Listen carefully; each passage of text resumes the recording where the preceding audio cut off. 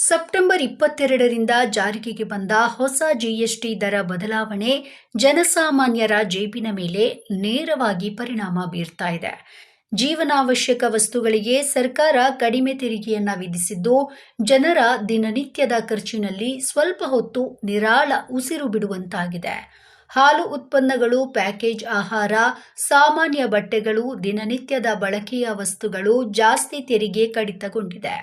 ಉದಾಹರಣೆಗೆ ಮೊಸರು, ಪನ್ನೀರು, ಎಣ್ಣೆ, ಸಾಬೂನು, ಶಾಂಪೂ, ಪೇಸ್ಟ್ ಮುಂತಾದವುಗಳನ್ನು ಖರೀದಿಸುವಾಗ ಇನ್ನು ಮೊದಲು ಇದ್ದಂತೆ ಹೆಚ್ಚುವರಿ ಬಿಲ್ ಬರುವುದಿಲ್ಲ.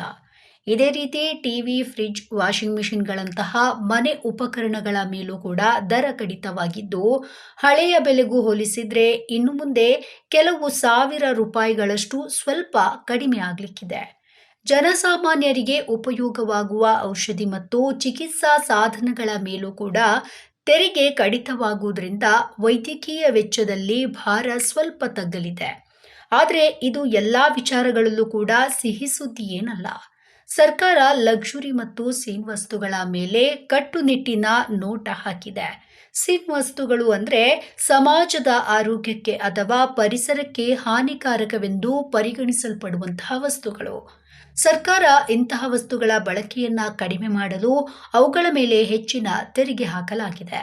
ಸಿಗರೇಟು, ಬೀಡಿ, ಪಾನ್ ಮಸಾಲ, ತಂಬಾಕು ಉತ್ಪನ್ನಗಳ ಮೇಲಿನ ತೆರಿಗೆ ದರವನ್ನ 40% ಏರಿಸಲಾಗಿದೆ.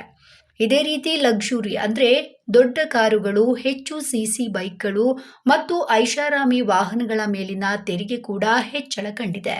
ಹೀಗಾಗಿ ಈ ವಸ್ತುಗಳನ್ನು ಖರೀದಿಸುವವರಿಗೆ ಜಾಸ್ತಿ ಖರ್ಚು ತಪ್ಪದ್ದು. ಸಾಫ್ಟ್ ಡ್ರಿಂಕ್ಸ್ಗಳಿಗೂ ಇದೇ ರೀತಿಯ ಏರಿಕೆಯಾಗಿದೆ.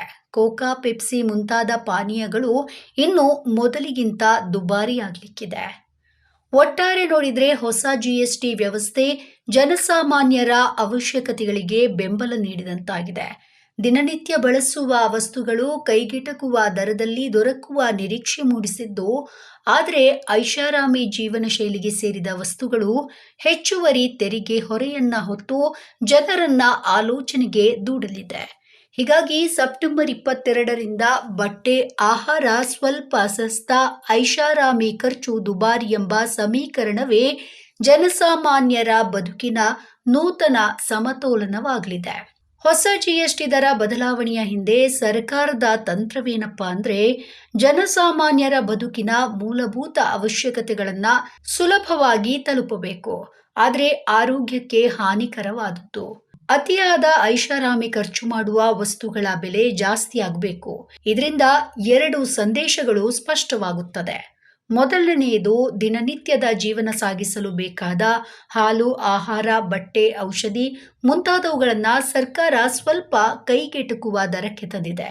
ಇದು ನೇರವಾಗಿ ಬಡವ, ಮಧ್ಯಮ ವರ್ಗದ ಜನರ ಜೀವನಕ್ಕೆ ಬಲ ನೀಡುವ ನೀತಿ. ದೈನಂದಿನ ಜೀವನದಲ್ಲಿ ಜನರಿಗೆ ಒತ್ತಡ ಕಡಿಮೆಯಾಗುವುದು ಇದರ ಉದ್ದೇಶವಾಗಿದೆ. ಇನ್ನೊಂದೆಡೆ ಸಿಗರೇಟು, ಪಾನ್ ಮಸಾಲ, ತಂಬಾಕು, ಸಾಫ್ಟ್ ಡ್ರಿಂಕ್ಸ್, ಮದ್ಯಪಾನ, ದುಬಾರಿ ಬೈಕು, ಕಾರ್ಗಳಂತಹ ಐಷಾರಾಮಿ ವಸ್ತುಗಳಿಗೆ ಭಾರೀ ತೆರಿಗೆ ವಿಧಿಸಲಾಗಿದೆ. ಸರ್ಕಾರ ಇಲ್ಲಿಯೂ ಕೂಡ ತಾತ್ವಿಕ ಸಂದೇಶವನ್ನು ನೀಡ್ತಾ ಇದೆ. ಆರೋಗ್ಯಕ್ಕೆ ಹಾನಿಕಾರಕವಾದ ವಸ್ತುಗಳನ್ನು ನೀವು ಬಳಸುವುದೇ ನಿಮ್ಮ ಆಯ್ಕೆ, ಆದರೆ ಅದರ ಬದಲು ಬೆಲೆ ಕಟ್ಟಲು ನೀವು ಸಿದ್ಧರಾಗಿರಬೇಕು. ಅಂದರೆ ಬಡವ ಸಾಮಾನ್ಯ ಕುಟುಂಬಕ್ಕೆ ಇದರ ಅಗತ್ಯವೇ ಇಲ್ಲ. ಬೇಕಂದ್ರೆ ಖರ್ಚು ಮಾಡಲಿ, ಇಲ್ಲದಿದ್ರೆ ಬಿಟ್ಟು ಬಿಡಲಿ.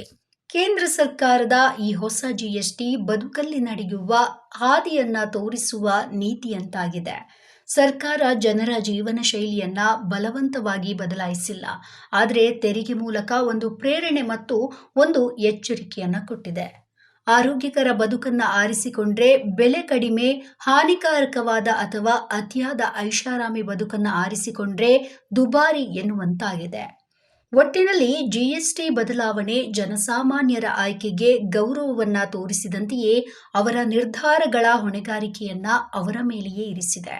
ಇದು ಸ್ವಂತ ಬದುಕಿನ ಬಗ್ಗೆ ಜಾಗೃತಿ ಇರಲಿ, ಸರ್ಕಾರ ಸಹಾಯ ಮಾಡುವಷ್ಟು ಕಡೆ ಮಾಡುತ್ತೆ, ಆದರೆ ಹಾನಿಕಾರಕ ಐಷಾರಾಮಿ ಚಟಗಳಲ್ಲಿ ನೀವೇ ಹೊಣೆ ಎಂಬ ಸಂದೇಶವನ್ನ ನೀಡುತ್ತದೆ. ಆದರೆ ಗಮನಿಸಬೇಕಾದ ಮತ್ತೊಂದು ವಿಚಾರ ಏನಂದ್ರೆ, ಹೊಸ ಜಿಎಸ್ಟಿ ದರ ಬದಲಾವಣೆ ಜನಸಾಮಾನ್ಯರಿಗೆ ಸಕಾರಾತ್ಮಕ ಅಂಶಗಳನ್ನ ತಂದಿದ್ರೂ ಕೂಡ ಕೆಲವು ನೆಗೆಟಿವ್ ತೊಂದರೆಗಳು ಕೂಡ ಉಂಟಾಗಬಹುದು. ಐಷಾರಾಮಿ ಮತ್ತು ಸಿನ್ ವಸ್ತುಗಳ ಮೇಲಿನ ಭಾರಿ ತೆರಿಗೆ ಏರಿಕೆಯಿಂದ ಕಳ್ಳಸಾಗಣೆ, ನಕಲಿ ಉತ್ಪನ್ನಗಳ ವ್ಯಾಪಾರ ಹೆಚ್ಚುವ ಅಪಾಯ ಇದೆ. ಜನ ಆರೋಗ್ಯಕ್ಕೆ ಹಾನಿಕಾರಕವಾದ ವಸ್ತುಗಳನ್ನು ಕಡಿಮೆ ಬಳಸಬೇಕೆಂಬ ಉದ್ದೇಶ ಹಿತವಾದರೂ ತೀವ್ರ ತೆರಿಗೆ ದರದಿಂದ ಕಾನೂನುಬಾಹಿರ ಮಾರ್ಗದಲ್ಲಿ ಅವು ಲಭ್ಯವಾಗುವ ಸಾಧ್ಯತೆ ಹೆಚ್ಚು. ಇದರಿಂದ ಸರ್ಕಾರಕ್ಕೆ ತೆರಿಗೆ ಆದಾಯ ನಷ್ಟವಾಗಬಹುದು. ಜನರು ನಕಲಿ ಅಥವಾ ಕಳಪೆ ಮಟ್ಟದ ವಸ್ತುಗಳನ್ನು ಬಳಸುವುದರಿಂದ ಆರೋಗ್ಯಕ್ಕೂ ಕೂಡ ಇನ್ನಷ್ಟು ಹಾನಿಯಾಗುವ ಸಾಧ್ಯತೆ ಇರುತ್ತದೆ. ಹೊಸ ಜಿಎಸ್ಟಿ ಬಗ್ಗೆ ನಿಮ್ಮ ಅಭಿಪ್ರಾಯವೇನು? ಕಮೆಂಟ್ ಮೂಲಕ ತಿಳಿಸಿ.